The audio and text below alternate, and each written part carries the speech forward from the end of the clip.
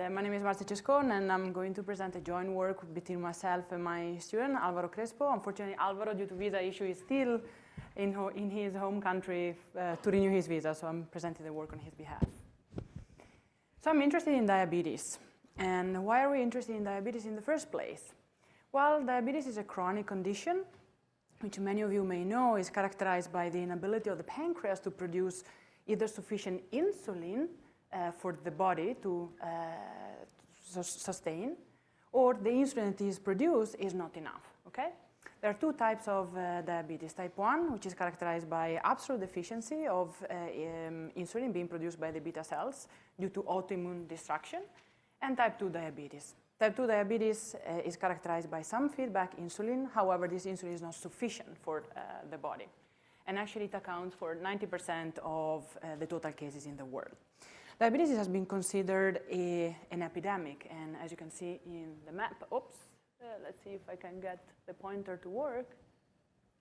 No. I'll use the mouse, maybe. Can you see this? No? Well, you can see here, yeah. We have, this is an estimate for a few years ago. We have 463 million of diagnosed cases, and the outlook for in less than 50 years is to increase over 50%. Here is where we are in the North American continent, and we have about 50 million of people living with diabetes diagnosed, which means 1 in 6. Actually, this region also accounts for the highest health-related expenses. So diabetes is not only costly for the healthcare system, but also for the patient and the caregivers, as it requires a frequent intervention. So patient has to monitor their glucose frequently with sensors, either by taking a drop of blood or with a subcutaneous glucose monitor sensor. They have to come up with the appropriate insulin injection, making up the dose in their mind. And they have to counteract complex disturbances such as meals of different size and composition, physical activity, whether it's aerobic, anaerobic, or interval training. We have different effects on glucose dynamics, and also stress, okay? So it is an optimization problem. Deciding the most appropriate insulin injection requires thought and a lot of dedication by the team surrounding the patient. What is normal, though? Well, if you consider half a packet of sugar, blood glucose level is below 70 milligrams per deciliter. It is considered low. 1 packet of sugar in the blood circulation between 90 and 100 milligrams per deciliter is considered normal.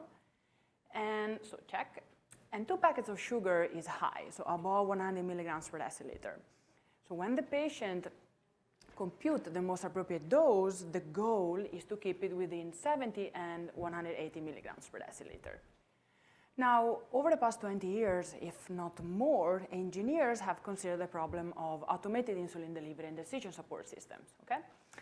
So here in this diagram, we have a closed loop of glucose control, whereby the patient is sitting here, measuring glucose concentration and also additional non-glucose signals such as heart rate, electrodermal activity, and accelerometer. These signals go into an algorithm which knows the target range for the patient and compute the most appropriate insulin injection, which is delivered by either a syringe or a pump, okay, subcutaneous insulin infusion. And here on top, we have the same disturbances that we have seen before. So in a nutshell, a closed-loop glucose concentration is comprised of 3 main components: the sensing, the actuation, and the decision algorithm, okay? So right now, out in the market, there are already available so-called hybrid closed-loop systems, meaning the application, the device, is able to provide autonomously a background insulin concentration, which we call basal. However, the patient is supposed to do so-called feed-forward action, so a meal bolus or prepare for exercise, which is undesirable. So in order for us to develop the next generation of closed-loop algorithms, we have to focus on the patient, which is sitting here. And specifically, we want to map data into virtual patients, okay? So the remainder of my talk will describe how we can create a digital twin for people with type 1 diabetes for control design. So mapping data to virtual subjects is not something new. It has been considered in the literature for decades, and specifically, a major milestone was achieved in 2008 when the FDA had approved a type 1 simulator, which is now accepted as a substitute for animal trials. What it means that we can recreate in silico clinical trials, and once they are accepted by the FDA, we can directly go into humans without the intermediate step of the animal, okay? However, these mathematical models do not describe entirely the dynamics of the patient, the physiology. And there are important phenomena that are not thoroughly understood. On the other hand, going completely black box is undesirable because we learn only what the data are telling us. So what we're going to do is to use artificial intelligence and deep learning methods in combination with these large-scale metabolic models to create time-varying virtual images of the subjects. So in a nutshell, the digital twin architecture that we envision is the following. So from actual patient scenarios or data, we extract information about the meal, the physical activity, and the pattern for the behavior, heart rate, accelerometry, glucose sensing, and also the insulin injection. And we use them as input to a large-scale physiology-based model that we have developed. Now, given this data as input, we create a simulated glucose profile, which we can compare with the actual patient. The mismatch, which you can see here in the bottom, the model error, can be learned by a deep learning architecture and can be used to feed it back to the simulated blood glucose that we get from a simulator. So what about experimental conditions? Well, in this study, we had availability of a large scale for the application of diabetes data set collected within the type 1 diabetes and exercise initiative called T1D. We extracted 333 subjects based on the sensors that were used. So we extracted patients that were using a subcutaneous pump, which you see here, the Tandem Control-IQ. They were using a Dexcom G6 as continuous glucose monitor, and that were exercising for at least 150 minutes per week, okay? This study had developed an app through which patients were logging all their activities and also food intake. The metabolic model was, we started from the FDA-accepted UVA Padua metabolic simulator, which describes the glucose relative appearance here in blood after a food intake, endogenous glucose production by the liver and utilization in the muscles during exercise, insulin subsystem describing the insulin rate of appearance after subcutaneous delivery and degradation subsequently. We have available 10 parameter data sets for 10 in silico patients. And from this, we have created one mean population patient. Now, from the T1D data set, we extracted information about insulin and carbohydrate during the 4 weeks to create an in silico scenario. Our next step will be to extract also accelerometer and behavior, but we are not there yet. We ran 333 simulations to match each scenario with their corresponding patient, and we create simulated glucose profiles, okay? From the actual known CGM measurements, we then compute the error, the mismatch between the model and the actual data. Now, where does this go? Well, we use generative adversarial networks, GAN, to estimate the simulator data mismatch, okay? So we have a generator sitting here, which takes into as input carbohydrate and insulin, and also the predicted CGM from the model, and output through convolution neural network and long short-term memory units, a predicted mismatch. The predicted mismatch is taken from as input to the discriminator together with the actual mismatch, and it is used to train our digital twin. Here are just some details how we train and tested. We use the 80-20 split.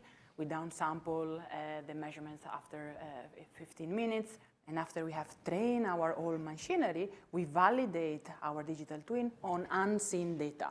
Okay, so we feed the scenarios to the simulator. The simulator has not seen these scenarios. And we use the GAN to add the estimated error on top, okay? So that we can create potentially new in silico trials. Here are some results. The evaluation of the proposed architecture, as you can see here in the left, allowed us to get a mean absolute error of 40.9 milligrams per deciliter. And keep in mind, this is an infinite horizon prediction, okay? And a root mean square error of 50.7, of course, much more improved than the mean population model. Here we have, sorry, I show one representative subject for 5.5 full days. So the blue is the mismatch estimated with our model, and the orange is the mismatch from the model and the actual data.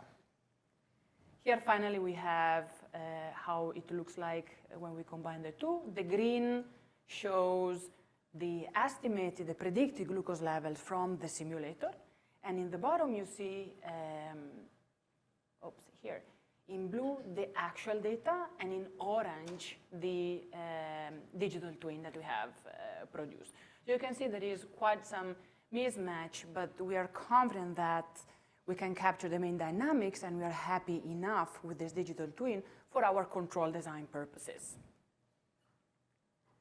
So just to conclude, we have proposed an architecture that is using physiology-informed a metabolic model in connection with the generative adversarial network to obtain a digital twin of type 1 diabetes.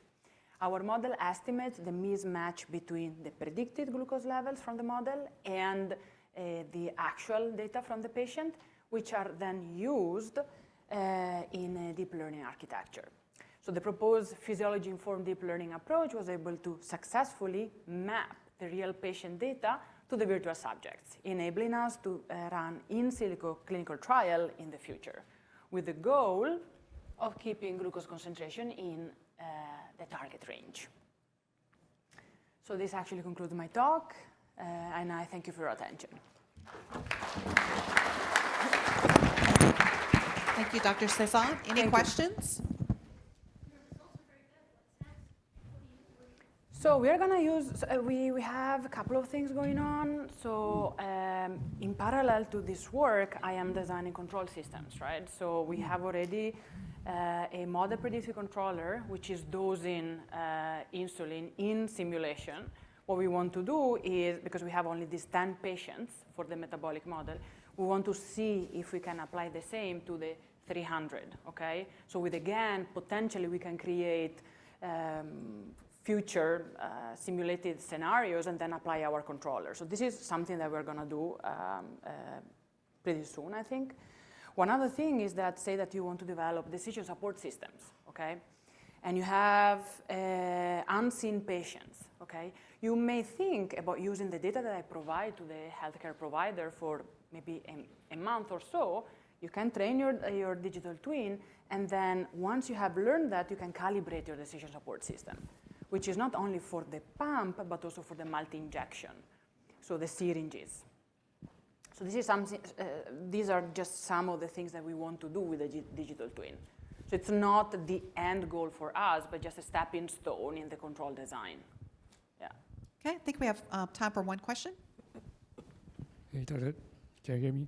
Thank you for a great talk. I would like to know, so in the future, to apply this model to, let's say, to hospital or any other places, there might be a need for fine-tuning or maybe even model pruning.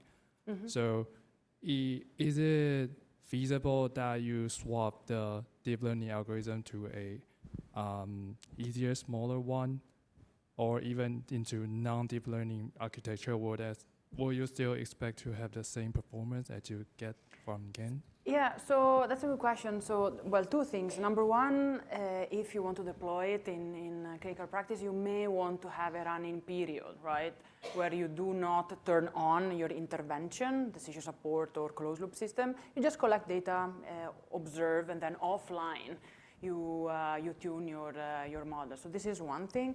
The other thing, yes, we started with the GAN because we wanted to have a way to be able to recreate realistic but unseen scenarios. We haven't investigated simpler architectures, but for sure, yeah, that's a good question. Why this big model when we can do it in a simpler way? Thank you so much, Dr. Cezanne. All right, let's give Dr. Cezanne a hand. Thank you.